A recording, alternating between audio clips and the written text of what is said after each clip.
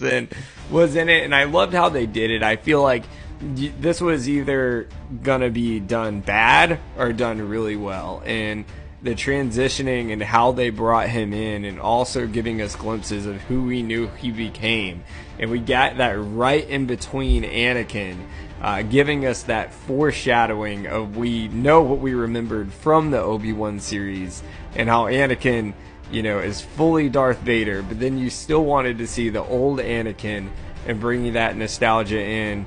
And really, this is like, besides maybe like, I know we kind of heard his voice in like Rise of Skywalker and kind of stuff like that, this is really the first time we got to see Anakin as Anakin again. And I love that they brought in even the Clone Wars. We have not seen that. Like, I know they have the show Clone Wars, but we haven't seen that in live action, any of that. Speak on what we did see with the nostalgia aspect of Anakin, like, playing that line between good and bad was fantastic. With the fought a little bit dirty, cut the platform out beneath her.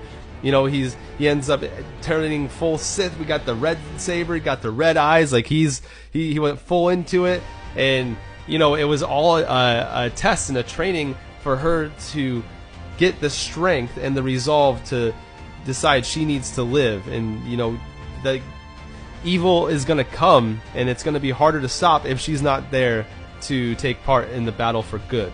So he, I believe, intentionally did this. And again, we can argue if this actually happened. The weird part is, if it didn't, how the heck did Jason hear the lightsabers smacking against each other underneath the waves? That wouldn't make much sense if it was just in her head. So maybe he was able to get in tune with the spiritual realm. Maybe there was a level of purgatory. We talked about that Dumbledore and King's Cross thing in Harry Potter. Maybe that is like a level of purgatory, and she had to fight her way out of purgatory to get back to the land of the living. And so Jason was able to sense her in the spiritual realm because he's force sensitive. That's my assumption in any event. But if that is the assumption, and he did have a logical thought process behind what he was doing, I think he wanted to scare her a little bit and show her, like, yeah, like, I am gonna go full Vader here, because this is what, I might be gone, but evil still exists, and you're fighting well here. Do you trust everyone else on your team to be able to handle this without you? Like, yeah, I think you're trying to show her that you're one of the people that can be a big factor in changing the tide of this battle if it comes to it, but not if you don't make it back there. He said, you're gonna live or die, and I'm not taking it easy on you. Like, I'm legit gonna try to take you out. And you saw him, like, nonstop, like, slashing down at her using like techniques and his maneuvers, and you got to see that he trained her very well. She was well versed in his movements. They had sparred enough to where she even ended up getting the upper hand and ended up kicking him in the face, and that's when he's like, well, I haven't taught you everything. I kept it clean, but now let's go a little dirty. Just, again, like I said, full evil. Got the full red saber, the full red eyes. She's not sure what the hell to think. She had to make the choice. Am I gonna fight to survive? Or, dude, am I gonna let my former master kill me here in this spiritual realm? Like, I don't know what's gonna happen. Am I actually gonna die? Is that, so, like, I only have one option. He basically, swim, baby, let's go. What are you gonna do?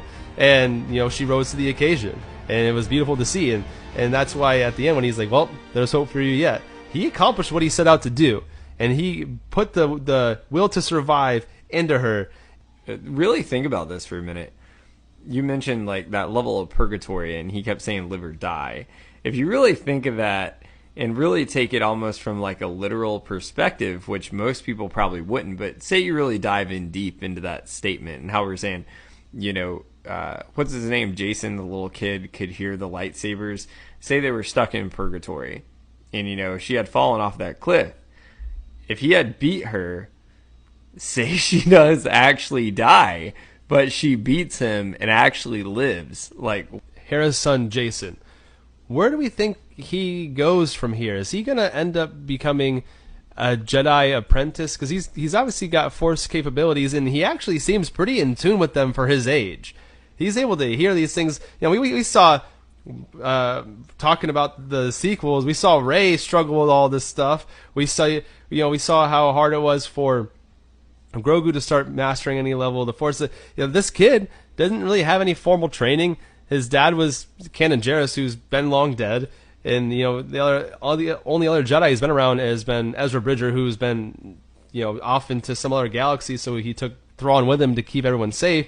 So he's kind of developed these. It almost reminds me of Dragon Ball Z. Remember when like Goten and young Trunks were like out of nowhere went Super Saiyan? They just figured out how to do it on their own. Where Goku, he had to get to the very brink of his power to get saw Krillin die. He saw his best friend get killed by Frieza in front of him, and that flipped the switch to, okay, now I've got to hit this next level. Where same thing with Vegeta, he thought it was all lost and broken, and he hit that next level. Where these kids, they're just kind of messing around. They're like, whoa, this is kind of cool, and it just happened for him. So like it's almost like him. I guess he's gonna be like this prodigy. He has a level of mastery over the Force that people his age just don't have, especially with no formal training. So I guess my question to you is what is the future going to be like for Jason? Is he going to be the next big Jedi? Where do you think he goes from here in his character arc? It kind of makes you think of almost like in episode 1 when Qui-Gon Jinn noticed the metachlorian count of Anakin, and he was just like a pod racer at the time.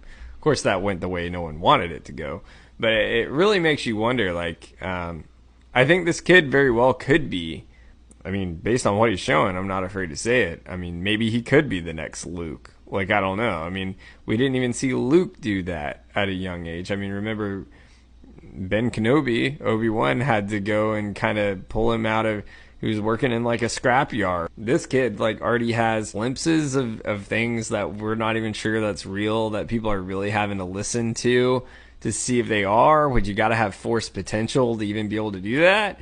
So he very well could be. I think that'd be awesome. I mean, say, years in the future, right? Like, maybe that's like the next. I mean, I just don't see anyone in this series that has the respectability to train someone like that, that's already seeing signs of that. I mean, everyone freaks out over the child, Grogu, because of the species he is, probably because, Luke, we know who trained Luke besides Ben Kenobi, right?